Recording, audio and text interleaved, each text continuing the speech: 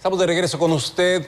Hay un tema que ha estado muy vigente en los últimos años y con muchísima intensidad en los últimos meses. Se va analizando cuáles son los ángulos de la violencia que se ejerce en contra de las mujeres desde la psicológica. Por supuesto está la violencia física, la violencia económica y demás, pero recién, me parece que recién, y ya estaremos platicando sobre ello, empieza a acuñarse un término que va posicionándose, que es la violencia política en contra de la mujer. Y en ese sentido recibo con muchísimo gusto al maestro Rafael Elizondo Gasperín, autor del libro precisamente La violencia política contra la mujer.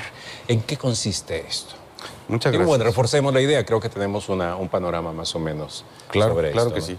Bueno, en primer lugar agradecer la invitación.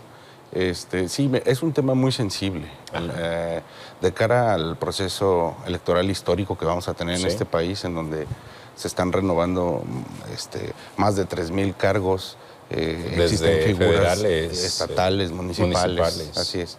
Existen figuras nuevas como la reelección, las candidaturas independientes, la paridad horizontal y vertical. Entonces, es un tema que nos compete a todos conocer. Por eso yo agradezco mucho la oportunidad y celebro el que se esté difundiendo en espacios que involucran no es exclusivo de mujeres y no distingue a hombres o mujeres. Estamos todos involucrados por igual. Yo recuerdo aquel caso, Porfirio Díaz decía ¿qué hacen las mujeres votando? No tienen la menor idea sobre la política. Y bueno, muchísimos episodios sobre eso, ¿no? Hasta la primera diputada y demás. Y recuerdo aquel caso, Juanita, donde representaron a sus maridos, me parece que por ahí la historia, al momento en que ganan, los maridos les dicen, renuncia, pero es así, simulación. Es una simulación. Y con eso un tipo de violencia política. Lo importante es distinguirla, porque no todos los tipos o los actos de violencia son violencia política contra la mujer. Como tú bien lo decías, la violencia política contra la mujer tiene las características siguientes. Tienen que ser, puede ser cualquier acto, acción o omisión, tolerancia incluso por parte de cualquier autoridad o sujeto que vulnere la esfera jurídica de derechos político-electorales de la mujer por ser mujer. Tiene que tener una carga de género. Sí, claro. Entonces, sí hay muchas y múltiples y muy variadas formas de violencia. Bien lo decía, psicológica, emocional, económica, directa, indirecta, física. Entonces, sí, lo importante es poder distinguirla, visibilizarla. En la cosa política y poniendo algunos ejemplos, ¿qué tipo de violencia se está dando en este momento? A ver, hay mucho. A nosotros, a la firma que yo encabezo, que es una firma especializada en cuestiones electorales, nos ha tocado llevar... Electorum. Así es, Electorum Consultores. Nos ha tocado llevar varios asuntos y lo que nos hemos podido percatar es que el mayor número de actos de violencia política que hemos tenido que enfrentar está en medios electrónicos, en redes sociales. En redes sociales. Así es, en medios masivos de comunicación, hay muchas formas de violentar a una mujer, ¿no? Con situaciones cargadas de estereotipos, totalmente discriminatorias, sexistas, marginadas. Así es. Leía que Twitter, en particular Twitter, es una de las redes sociales en las que más se agrede a la mujer por el hecho de ser mujer. Es decir, son más los usuarios hombres y las mujeres que se atreven a publicar algo y que están en Twitter, que se atreven a publicar algo, son fuente o foco, vamos, de muchos ataques. No sé si esto lo tengan ustedes también estudiado. Sí, a ver, son fuente de muchos ataques y además la voracidad con la que se puede dispersar y difundir la información también es un tema alarmante y es un tema que hay que cuidar.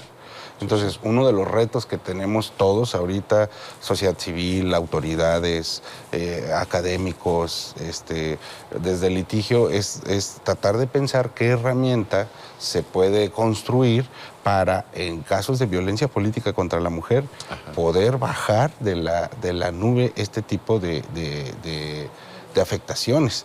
Porque, por ejemplo, en radio y televisión, el Instituto Nacional Electoral tiene la potestad de que cuando se considere alguna spot, alguna transmisión contraria a la ley, pueden bajarlo. Pero en medios electrónicos no existe esa posibilidad. Exactamente, no están regulados. Así es. Ese ya el genio salió de la botella, ahora volverlo a meter. Es complejo, es complejo. Quién sabe qué vaya a pasar. Así es.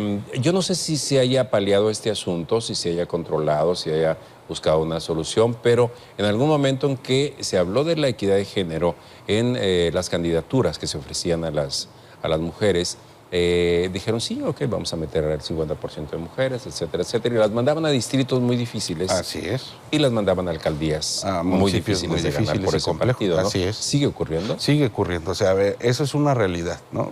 Ajá. Tú bien decías, el asunto de las Juanitas era una simulación, porque si bien es cierto, existía la obligación de postular candidatas mujeres, lo que hacían era la propietaria de la fórmula era mujer y el suplente era varón. Sí, claro. Entonces, en cuanto llegaba y ganaba la mujer, la hacían renunciar y subía el varón. Ajá. Eso evoluciona, hoy está de alguna manera erradicado porque por ley tanto propietario como suplente en las fórmulas deben ser del mismo género. Si son fórmulas de varones, ambos deben ser varones. Si son fórmulas de mujeres, ambas deben ser mujeres. Ahora, el país ha evolucionado. Hay una intención abierta, franca, diáfana, de posicionamiento y tutela de los derechos de la mujer. Entonces, sí ha evolucionado de cuotas de género, ¿no? Ajá. Del 70-30, del 60-40. Las cuotas de género. Así es, a la paridad. Ahorita la paridad quiere decir que el mismo número de candidatos de un género tienen que ser del otro género, los mismos varones que mujeres. Pero está en la postulación de las candidaturas. Ajá. Eso todavía no garantiza que la integración de los congresos o de los órganos legislativos realmente sea paritario. Entonces, esos son los retos que tenemos todavía enfrente. Hay una apreciación que no sé qué tan sutil sea, pero me parece que por ahí está, de algunas legisladoras.